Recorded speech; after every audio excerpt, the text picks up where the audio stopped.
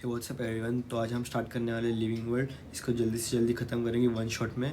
तो यहाँ पे तुम पेज खोलो, एनसीईआरटी लेके बैठो, एनसीईआरटी लेके ही बैठना है, ठीक है। यहाँ से हम स्टार्ट करते हैं। तुम हाईलाइटर लेगा तो हाईलाइटर या पेन से टिक मार्क करते जाओ जो जो तुम्हें अच्छा लगे। मतलब ये तो सबको पता रहना चाहिए कि ये चैप्टर में ये है, क्योंकि लाइन सीधा उठ के आ जाता है। तो ये वाला पेज जो स्टार्टिंग का पेज है लिविंग वर्ल्ड के, उसके लेफ्ट साइड में ये फ़ोटो रहेगा अर्नेस्ट मेयर का। तो ये अर्नेस्ट मेयर ऐसा हाईलाइट कर दो। फिर इंपॉर्टेंट पॉइंट है, Darwin of the 20th century made the origin of species diversity, pioneered the currently accepted definition of biological species. यहाँ पे एक्स्ट्रा पॉइंट है, वो भी लिख लो, क्योंकि क्या होता है ये सीधा सीधा है ना ऑप्शंस में दिखाई देता है, या फिर सीधा सीधा लाइन आ जाता है उठ के। नीट में कैसे लाइन ही उठ के आएगा हमेशा, तो उसे याद रख लो है। और इनके बारे में और एक पॉइंट है अर्नेस्ट मेयर के बारे में, give biological concept of species on basis of reproductive isolation. तो ये याद रखना है, रिप्रोडक्टिव आइसोलेशन, ठीक है। फिर नेक्स्ट पॉइंट है static concept given by Linnaeus. ये लिख के रख दो बुक में, लिखो किधर ना किधर। जब रिवाइज करेंगे तो इसको भी एक बार देख लेना, क्योंकि ये लाइन सीधा उठ के जाता है, या फिर बोलते ना ऑप्शंस में आपको कंफ्यूज के लिए दिया जा सकता है। इसलिए तो आप कैसे, अगर 4 ऑप्शंस रह गए तो आप बोलते ना निकाल सकते हैं ऑप्शंस की, ये नहीं हो सकता, ये नहीं हो सकता, ठीक है। फिर एक डेफिनेशन लिख लो यूजेनिक्स का, implement of hereditary principle in the improvement of the human race. ये भी वर्ड आ जाता है यूजेनिक्स का, तो ध्यान रखना। और एक ये लाइन लिख लो, term new systematic was introduced by Julian Huxley. ये नाम भी आपको दिखाई देगा कभी ना कभी टेक्स्ट में। और ये न्यू सिस्टमैटिक्स ये याद रखना है, और ये जूलियन हक्सले, ठीक है। फर्स्ट पेज पे आ जाते हैं फटाफट। और इधर 2 वर्ड लिखे मैंने, वो भी देख लो। देखो, हाइपरप्लासिया, हाइपरट्रॉफी। हाइपर मतलब ज़्यादा होता है, increase in number of cell, increase in size of cell. दोनों में देखो सेल ही है, एक में प्लासिया में नंबर है, ट्रॉफी में साइज है। तो ये ध्यान रखना, इसको चाहिए तो तोड़ तोड़ के भी पढ़ सकता। हाइपर मतलब ज़्यादा आ जाता है, मतलब इंक्रीज, प्लासिया नंबर, ट्रॉफी साइज, ऐसा, ठीक है। तो व्हाट इज़ लिविंग, ये हाईलाइट कर लो, ये आएगा, ये उठ के आया था सीधा line. Growth, reproduction, ability to sense environment and mount a suitable response come to our mind immediately as a unique feature of living organism, ability to self replicate, self organize, interact and emergence to the list। ये सबसे important line है, देखो ये याद ही रखना है। Increase in mass and increase in number of individual are twin characteristics of growth, ठीक है। नेक्स्ट पेज पे आ जाते हैं। Unicellular organism grow by cell division. इसका मतलब क्या होता है, देखो अगर ये बैक्टीरिया है, या फिर हाँ ठीक है बैक्टीरिया है, ये अगर डिवाइड करेंगे ना, मतलब ये इतने छोटे होते हैं कि इनका रिप्रोडक्शन ही इन लोग का ग्रोथ माना जाता है, कि ये ग्रो हो गए करके, ऐसा, ठीक है। In majority of higher animals and plant growth and reproduction are mutually exclusive event. देखो इधर हायर एनिमल्स लिखा है, और इधर देखो यूनिसेल्युलर लिखा है। तो यूनिसेल्युलर मतलब एकदम ही छोटा, उसमें कैसे सेल्युलर डिवीजन इन लोग का रिप्रोडक्शन माना जाता है। और हायर एनिमल्स में कैसे ग्रोथ, मतलब अपना अभी आप खुद को ही देखो, आपका ग्रोथ बचपन से अब तक है, तो आपका ग्रोथ हुआ है, तो इसका मतलब नहीं आप सेल डिवाइड हुआ है आपका, कि आप खुद ही अलग अलग 2 में बढ़ गया, और आपका वही रिप्रोडक्शन और वही ग्रोथ है, ठीक है।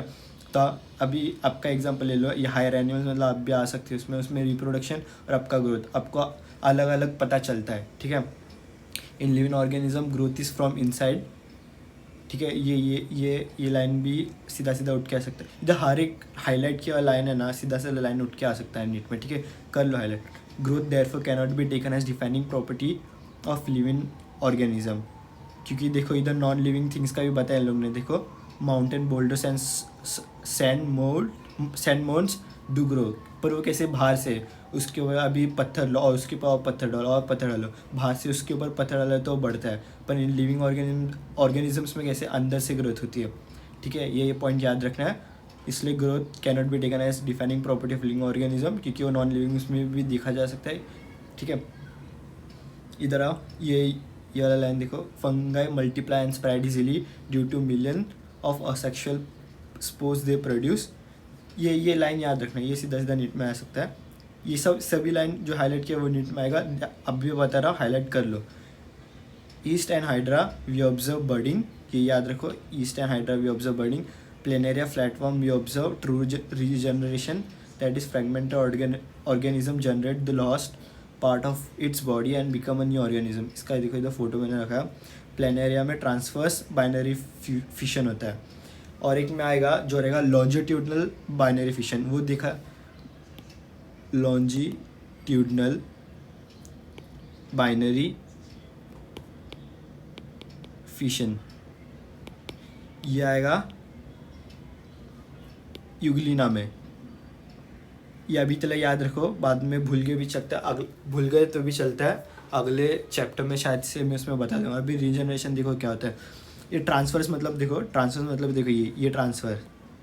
लॉन्जिट्यूडनल मतलब ये स्ट्रेट लाइन, ठीक है, ऐसा.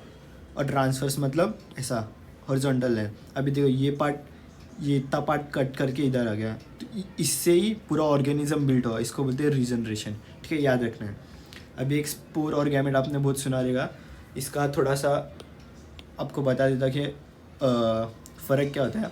ये do not fuse they germinate, मतलब ये स्पोर है, ये सॉइल में गिर गया तो ये सीधा जर्मिनेट होके बना देता है प्लांट. और ये गैमेट में कैसे, गैमेट क्या होता है, ये दो ऐसे गैमेट रहेंगे, ये पहले फ्यूज़ करेंगे फिर ग्रो करेंगे, ठीक है, ये याद रखना है. ये स्पोर्ट्स में भी ध्यान रखिए, दो रहता है, असेक्सुअल और सेक्सुअल स्पोर्स. ये क्या रहेगा मैं अगले चैप्टर में बता दूंगा, ठीक है. अभी तक इतना याद रखो. ये एक एक्सेप्शन याद रखो. There are many organism which do not produce mules, sterile worker bees, infertile human couples. Therefore, reproduction also cannot be all inclusive defining characteristic of living organism. ध्यान रखें. नेक्स्ट पेज पे आ जाओ. अभी देखो मेटाबॉलिज्म इन लोग में क्या बताया, ठीक है. अभी ये एक आपका टेस्ट ट्यूब है, इसके अंदर एक मैंने रिएक्शन करा दिया, समझो क्रैप साइकिल मैंने करा दिया इसके अंदर. वही अपने बॉडी में भी रहता है. अब अपना ये बॉडी है, इसके अंदर भी एक क्रैप साइकिल है, ठीक है. मतलब चलता है, आपने पढ़ा रहेगा क्रैप्स, किधर ना किधर तो सुना ही रहेगा, सेल में होता है करके एक क्रैप साइकिल के. इसलिए देखो लाइन देखो क्या लिखा है. While metabolism is a defining feature of all living organism without exception. देखो लिविंग ऑर्गेनिज्म में अगर वो लिविंग है तो मेटाबॉलिज्म उसके अंदर होगा ही, ठीक है. आइसोलेटेड अभी देखो इधर लिखा, टेस्ट ट्यूब का एग्जांपल दिया था ना, इधर लिखा देखो, isolated metabolic reaction in vitro are not living things but surely a living reaction. मतलब एक टेस्ट ट्यूब में ये एक रिएक्शन, मेटाबॉलिज्म का रिएक्शन चल रहा है, पर इसके वजह से ये जो टेस्ट ट्यूब है ये लिविंग थिंग नहीं बन जाता, पर इसके अंदर जो हो रहा है ये एक लिविंग रिएक्शन है, ठीक है. ये लाइन का मतलब है. Hence cellular organisation of body is the defining feature of life form. ये लाइन भी याद रखो. जो भी इसमें डार्क है वो तो आपको याद ही रखना है, ठीक है. Ability to sense their surrounding और environment and respond to this environmental stimuli which could be physical, chemical और बायोलॉजिकल. ये वर्ड्स पे ध्यान दो, फिजिकल, केमिकल और बायोलॉजिकल. ये तीन, इसके अलावा भी ना एक वर्ड लिखा रहेगा, अगर रहेगा तो, अगर एग्ज़ाम में आया तो, जो आपको कंफ्यूज कर सकते हैं. इसलिए ये याद रखो, फिजिकल, केमिकल एंड बायोलॉजिकल, ठीक है. ये लाइन है, सीधा उठ के आ सकता है. Therefore consciousness therefore become the defining property of living organism. ये चैप्टर में सिर्फ यही लाइन है जो ये बता रहा है कि लिविंग ऑर्गेनिज्म का प्रॉपर्टी क्या है, जो सिर्फ मतलब बोलते हैं ना लिविंग ऑर्गेनिज्म में ये वो प्रॉपर्टी रहेगा, तो वो कौन सा है, कॉन्शियसनेस, ठीक है. अभी ये एक लाइन याद रखो, biology is the story of life on earth, biology is the story of evolution of living organism on earth, ठीक है. इसका ज़्यादा एम्फोसाइज नहीं करते, इसे याद रख लो, ठीक है. इधर एक वर्ड आया, अभी ये नेक्स्ट पेज पे आओ. The number of species that known and described range between 1.7 to 1.8 billion. ये देखो, ये याद रखना. अभी 12 चैप्टर में जो लास्ट यूनिट रहेगा ना, उसके अंदर ही बहुत सारे इन्फॉर्मेशन रहेगा. उसमें उसके जो इन्फॉर्मेशन और ये इन्फॉर्मेशन, ये दो चैप्टर का हम ये वाला इन्फॉर्मेशन कभी कभी वो चैप्टर के क्वेश्चंस में भी दिखाई देता है, तो इसको कभी मत भूलना. ये लाइन ऐसा ही सीधा उठ के आ सकता है और आपको लगा कि ये वो यूनिट 12 के बायोलॉजी के लास्ट यूनिट से आया, ठीक है. कुछ तो है चैप्टर उस लास्ट यूनिट के उसमें से आया, ठीक है, पर ये इसमें से आया, ठीक है, इसको एकदम खा लो ये लाइन, मतलब याद कर लो। दिस रिफर्स टू बायोडाइवर्सिटी और the number of type of organism present on earth. अब ये लाइन में देखो बायोडाइवर्सिटी का एक मतलब मीनिंग इन लोग ने छुपा के दे दिया है कि बायोडाइवर्सिटी का मतलब क्या है, the number and types of organism present on earth, याद रख लो। ये तो आपको बताएगा नॉमेनक्लेचर क्या होता है, आइडेंटिफिकेशन क्या होता है। ये इसका फुल फॉर्म याद रख लो, international code for botanical nomenclature ICBN, international code of zoological nomenclature ICZN। अब देखो बाइनोमियल नॉमेनक्लेचर रहता है, उसके अंदर एक जेनेरिक नेम रहता है और एक स्पेसिफिक एपिथेट रहता है। ये एपिथेट वर्ड भी याद रखना, उसमें कभी कभी स्पेसिफिक ही दिखा देता है, और ये स्पीशीज ने लिखा है स्पेसिफिक लिखा है, ठीक है, स्पेसिफिक एपिथेट। नेक्स्ट पेज पे आ जाओ। अभी इधर रूल्स लिखा है बाइनोमियल नॉमेनक्लेचर का, ठीक है। वो सब नाम रहते हैं वो लैटिन में होते हैं, लिखा जाता है इटैलिक्स में। फर्स्ट वर्ड होता है जीनस का और सेकंड कंपोनेंट रहता है स्पेसिफिक एपिथेट का। जब हाथ से लिखेंगे, अभी मैंने लिख दिया हाथ से पेज पे, तो उसको अंडरलाइन किया जाएगा, और अगर टाइप या प्रिंट कर रहे हैं तो हमेशा इटैलिक्स में रहेगा। तो वो इंडिकेट क्या करता है, याद रखना, इंडिकेट द लैटिन ओरिजिन। इन ये अंडरलाइन और प्रिंट मतलब हैंड रिटन अंडरलाइन और प्रिंटेड इटैलिक्स क्यों कर रहे हैं, क्योंकि वो क्या इंडिकेट कर रहा है द लैटिन ओरिजिन। ये याद रखो, ये सब मीनिंग से ना आप कभी कभी भूल जाते हो। The first word denoting the gene start the capital letter, ये याद रखना। देखो इधर देखो, ये क्या है, जीनस है, ठीक है, इसका फर्स्ट देखो कैपिटल लेटर है। And while the specific epithet starts with a small letter, देखो स्मॉल लेटर। ये बायनोमियल क्लासिफिकेशन हो गया, ठीक है, sorry nomenclature, binomial nomenclature. Genus का first word capital, specific epithet का फर्स्ट वर्ड स्मॉलर। ये भी याद रखना, ये पूरे सब बुक्स में सिर्फ यही एक एग्जांपल है, मैंजिफेरा इंडिका लिन। ये लिन क्या है, the name of the author appears after the specific epithet, that is at the end of the biological name and is written in an abbreviated form. It indicates that this species was first described by Lin. Lin मतलब ये लिन क्यों लिखा है, क्योंकि ये Linnaeus थे, उन्होंने ये फर्स्ट मतलब स्पीशीज़ को डिस्क्राइब किया था। अभी इधर मैंने भी कुछ तो लिखा है बड़े में, टॉटोनॉमी, जो सिर्फ एनिमल्स के लिए यूज़ किया जाता है। अभी देखो नाजा, गोरिला, इसमें भी देखो बायनोमियल नॉमेनक्लेचर है, एन कैपिटल एन स्मॉल है, जी कैपिटल जी स्मॉल है। हमेशा ये याद रखना, क्योंकि कभी कभी ऑप्शंस में ऐसा भी आपको कन्फ्यूज़र आप नहीं तो बोलते ना, ऐसा छोड़ सकते कि ये आंसर नहीं हो सकता, ये आंसर नहीं हो सकता, एलिमिनेशन मेथड यूज़ कर सकते हो। ये genes and species have same name, याद रखना, इसका मतलब होता है टॉटोनॉमी, जो सिर्फ एनिमल्स के लिए यूज़ किया जाता है। और एक होता है ऑटोनॉमी, इसमें भी देखो ये इसमें स्पीशीज और वैरायटी जो प्लांट्स में यूज़ होता है। देखो कॉरस प्लैंडेंस स्पीशीज और सब स्पीशीज। एनिमल्स में सब स्पीशीज होता है, प्लांट्स में वैरायटी होता है, ठीक है। इसमें क्या जीन्स और स्पीशीज का नाम सेम है नहीं, इसमें स्पीशीज और वैरायटी और स्पीशीज और सब स्पीशीज सेम नाम है, ठीक है। ये एनिमल केस और प्लांट केस याद रखना, प्लांट्स में वैराइटीज़ होता है और एनिमल्स में सब स्पीशीज। ये एक्स्ट्रा पॉइंट लिख लो, trinomial classification was given by Lamarck, HgCl2 protect the specimen from the microbe. ये सीधा सीधा लाइन आ जाता है, ठीक है।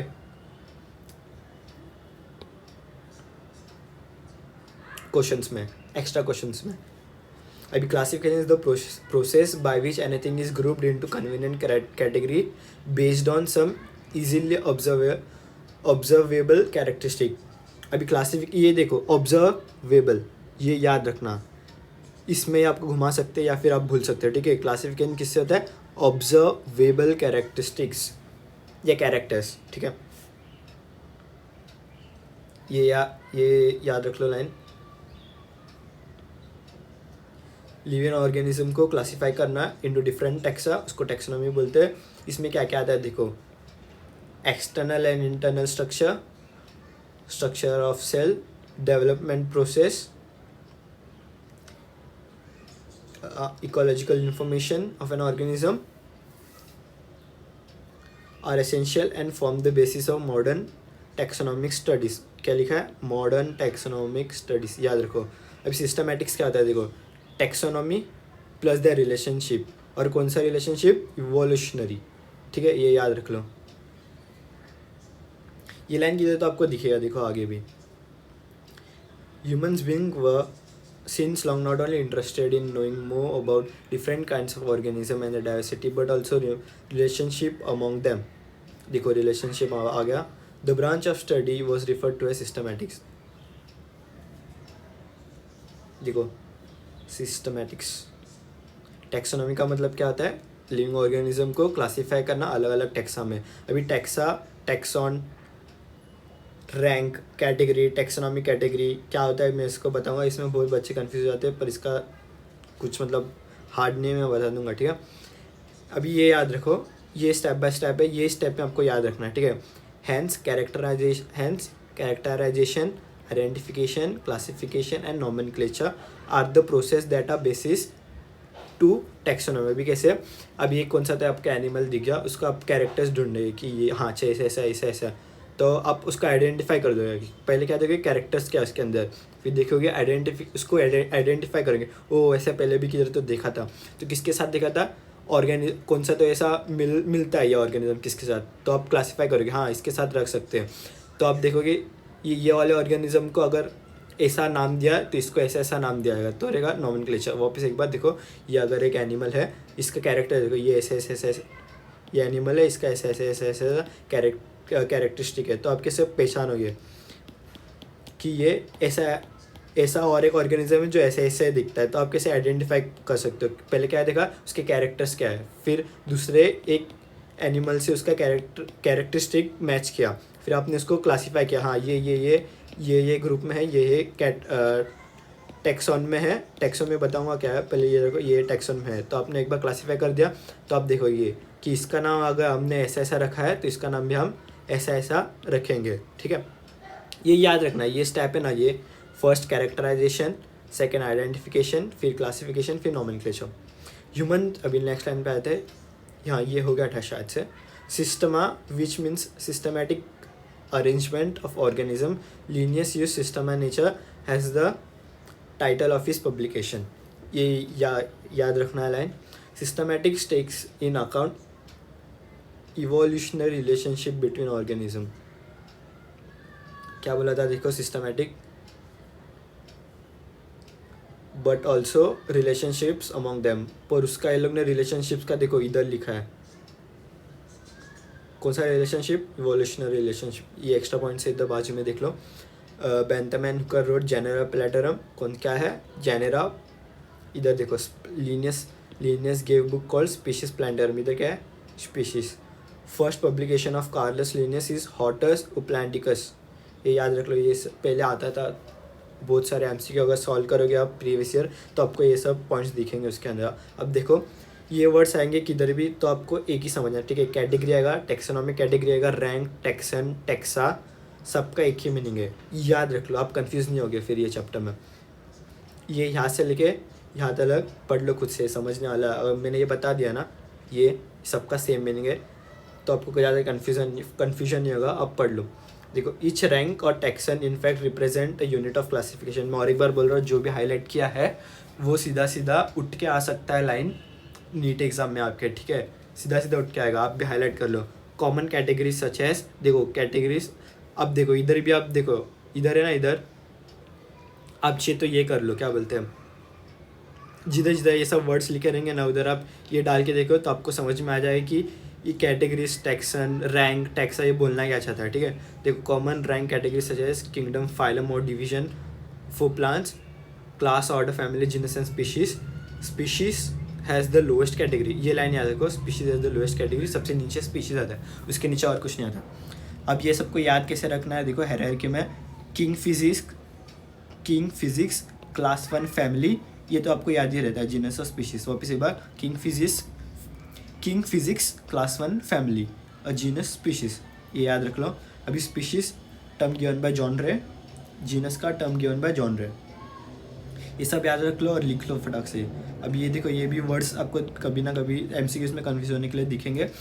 ऑप्शंस में दिखेंगे। सिबलिंग स्पीशीज़ क्या होता है, morphological similar but different species दिखेंगे एक साथ एक जैसा, पर स्पीशीज सेम नहीं रहेंगे, ठीक है। अभी देखो मोनोटाइपिक जीनस और polytypic genus have only one species under, example Homo sapiens. Polytypic genus many species under, देखो Panthera tigris, Panthera leo, Panthera pardus. अभी फैमिली में आओ, ये याद रखो, king physics class 1 family genus species. Family has a group of related genera with still less number of similarities as compared to the genus and species।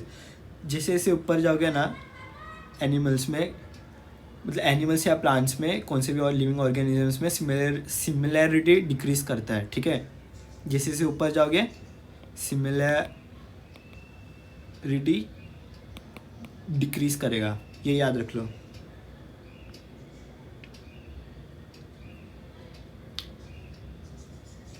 अभी families देखो plant species में कैसे कैरेक्टराइज्ड होते हैं। Families are characterized on the basis of vegetative and reproductive feature, ये याद रख लो, vegetative and reproductive feature. Solanum, Petunia, Datura are placed in family Solanaceae, ठीक है। कैसे भी इसको प्रोनाउंस कर सकते हो, मैं तो ऐसे ही करता हूँ, ठीक है। अभी देखो जीनस पैंथेरा, जीनस फैलिस, मतलब देखो जीनस पैंथेरा है और जीनस फैलिस है, ये कौन से फैमिली में आते हैं, फैलिडे के, ठीक है।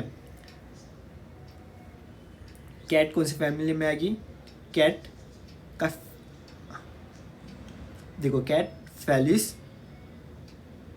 पैंथेरा, मतलब ये सब किस में आते हैं, फैमिली में फैलिडे में। और डॉग्स किस में आते हैं, कैनिडे में, ये याद रखो। अब देखो ये पेज में 3 ऑर्डर्स है। देखो हाँ, ज़्यादा से ज़्यादा क्वेश्चन है ना, अगर 360 मार्क्स का पेपर रहेगा ना तो 340 या 330 मार्क्स तो सीधा एनसीईआरटी से आता है। तो एनसीईआरटी ना एकदम पूरा खा जाओ, मतलब हर एक आपका जो चैप्टर है वो आपको 2 से 3 बार है ना रिवाइज होना चाहिए फटाफट 1 महीने में, ठीक है। अभी इसमें ऑर्डर्स देखो कौन से पॉलीमोनियल्स, प्राइमेटा और कार्निवोरा। ये पूरे मतलब ये चैप्टर में कौन से ऑर्डर यूज़ किया है, पॉलीमोनियल्स, प्राइमेटा, कार्निवोरा।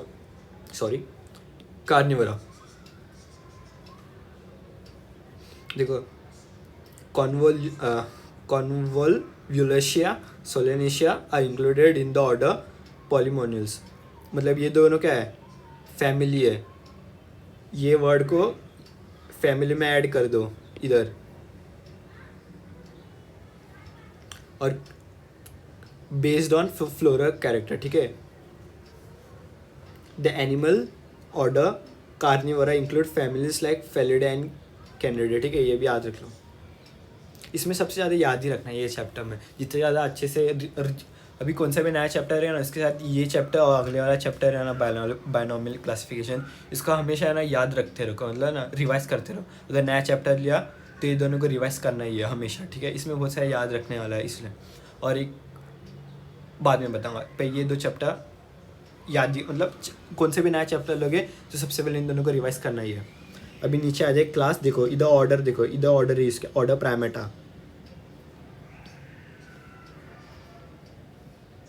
प्राइमेटा देखो इधर लिखा है लोग ने ऑर्डर प्राइमेटा। और एक फैमिली का किधर लिखा है, देखो इधर लिखा है, comprises of monkey, gorilla, Gibbon. याद रखो MGG, monkey, gorilla, Gibbon is placed in class Mammalia.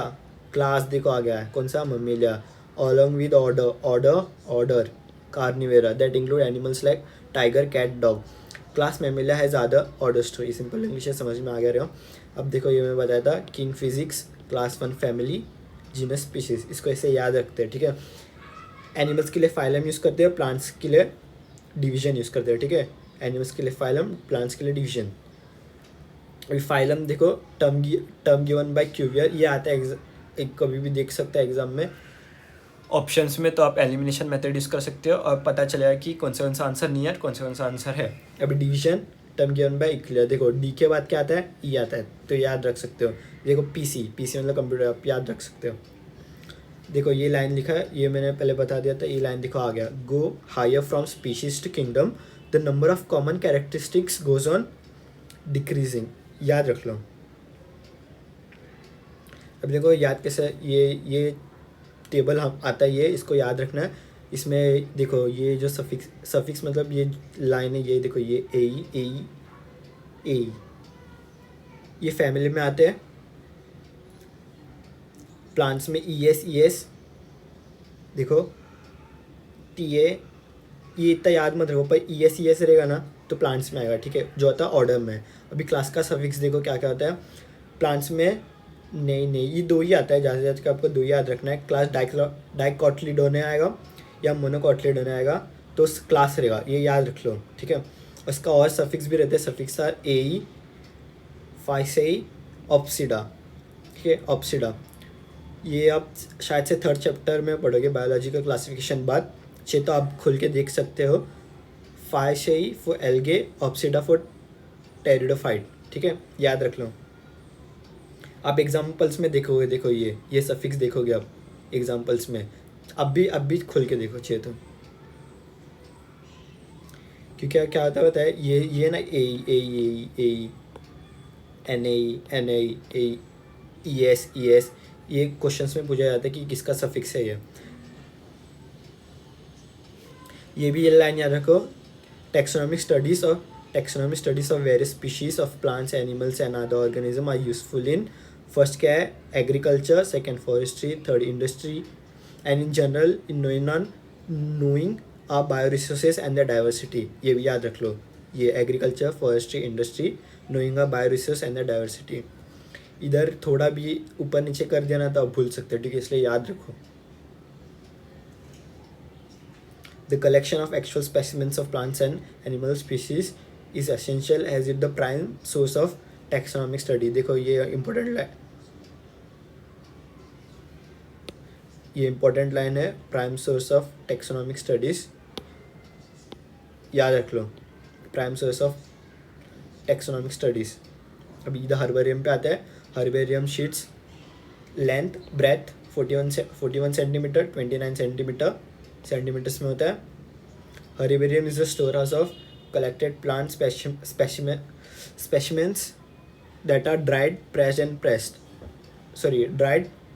Preserved on sheets. तो इसको DPP करके याद रख सकते हो। DPP पता है ना आप, क्वेश्चन जो दिया जाता है सॉल्व करने, उसका मतलब होता है DPP। हर्बेरियम में तो क्या है ना DPP। देखो शीट्स आया, ये लाइन आएगा उठ के सीधा, इसलिए देखो शीट्स से क्या आना चाहिए DPP, dried pressed and preserved. The herbarium sheet also carry a label providing information. ये लेबल क्या होता है एट बॉटम राइट कॉर्नर, ठीक है, याद रखो, ये आता है, ये एग्जाम में पूछ सकते हैं।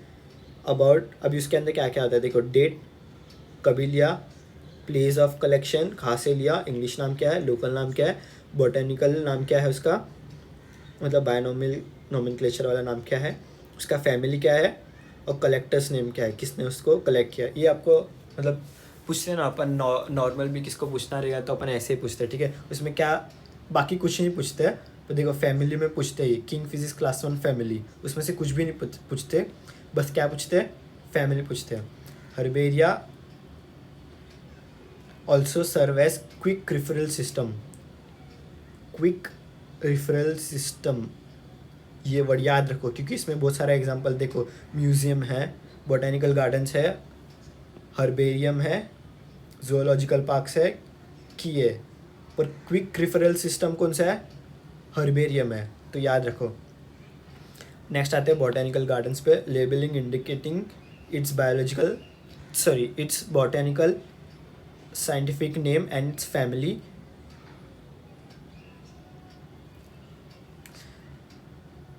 The famous botanical garden are at Kew, ये तो याद ही रहता है, नाम ही ऐसा है कि बाहर गाँव का लगता है, ठीक है। अभी Indian botanical garden Howrah, India, and at national botanical research institute Lucknow, India. इसको याद कैसे रखना है, हाई एन एल, ये याद नहीं रहता, इसमें कन्फ्यूज होता है कि लखनऊ में कौन सा हावड़ा में कौन सा है, ठीक है। फिर अगर देखो इंडिया आई से स्टार्ट हो रहा है, इंडिया आया तो कौन सा रहेगा, हावड़ा, हाई देखो हावड़ा इंडिया। नेशनल देखो, नेशनल का एन आया स्टार्टिंग में, नेशनल लखनऊ, तो हाई एन एल ऐसे याद रखना है। म्यूजियम में देखो, म्यूजियम में आते हैं, insect of pressed in insect boxes after collecting, killing and pinning. Short form क्या है? CKP, याद रख लो क्या है CKP। Larger animals like birds and mammals are usually stuff and preserve. Insect को क्या है? CKP।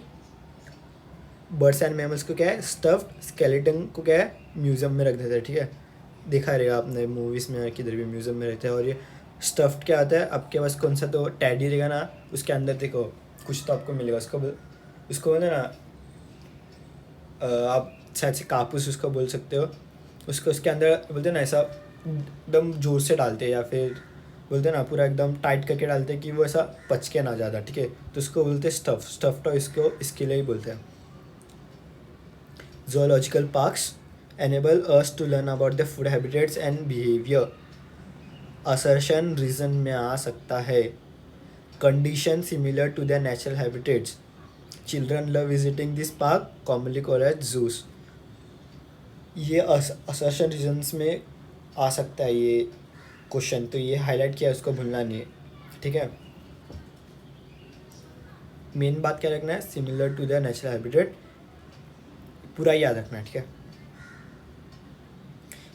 अभी की के बारे में देखो, की इधर की लिखा है, की डू यू लव की लिखा है की is another taxonomical aid used for identification of plant and animal based on the similarities and dissimilarities. Key is the another term used for identification of plant and animal based on similarities and dissimilarities. ये word याद रख लो, की में आया तो dissimilarities और similarities याद रखना चाहिए। देखिए आप based on the contrasting character, contrasting मतलब opposite characters generally in pair called couplet. देखो पैर में रहता है, red blood, no red blood, contrasting है कि नहीं है, ये एग्जाम्पल है, ठीक है। Each statement in a key is called a lead. Separate taxonomic keys are required for each taxonomic category. अब देखो एनिमल्स अलग से चाहिए, ठीक है, such as family, genus and species for identification purpose.